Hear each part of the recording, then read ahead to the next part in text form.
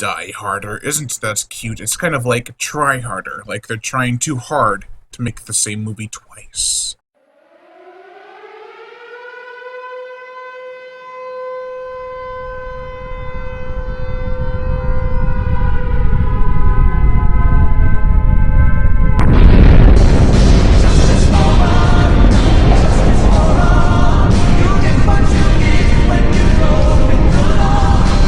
Die Hard 2.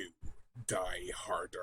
The bigger and more spacious sequel to a classic of the action genre. The plot. While waiting for his wife's arrival at an airport, John McClane begins to notice some suspicious activity which soon results into a full-blown terrorist plan.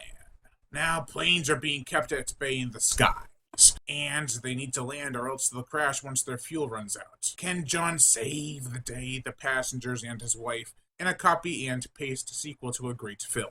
This movie, it's just okay. A lot of problems I had with it are logical and impractical errors. Logical errors, such as the soldiers putting on a show and pretending to kill off the bad guys to prove to, like, what is it, 2 people? That they finished them off even though they could have capped those 2 people they were trying to fool. And could have probably gotten away with it too. And impractical errors, such as the grenade taking way longer than it should have to go off. Also, the fact that this is mainly just a copy and paste story-wise of the first is pretty apparent. And they don't throw in anything new or clever to keep things interesting, which is aggravating. I would love not to have to compare this to the first movie, but it's like reviewing a lesser version of the same movie. Okay, I will give it credit when it comes to scale. John McClane is constantly running around trying to stop planes from crashing, as well as kill baddies. The whole end fight is actually pretty epic, taking place on the wing of a plane. This is my second time seeing the movie, and I just couldn't stop making comparisons to all the action cliches. Such as the lone hero who no one believes until it is too late, the snobby reporter who blows the lid off of something that should have been hush-hush, and many more. Although I do somewhat like the fact that the reporter returns, it gives us a chance to see McClane's wife hurt him some more. But I never felt a sense of tension between the two.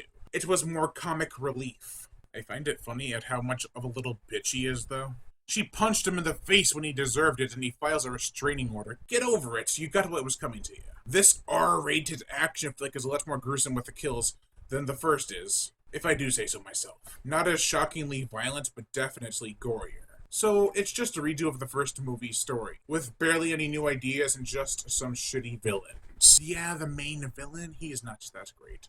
But still, it's an entertaining sequel that has good humor and likable characters along with great set pieces. Overall, I give Die Hard 2, Die Harder a 3 out of 5.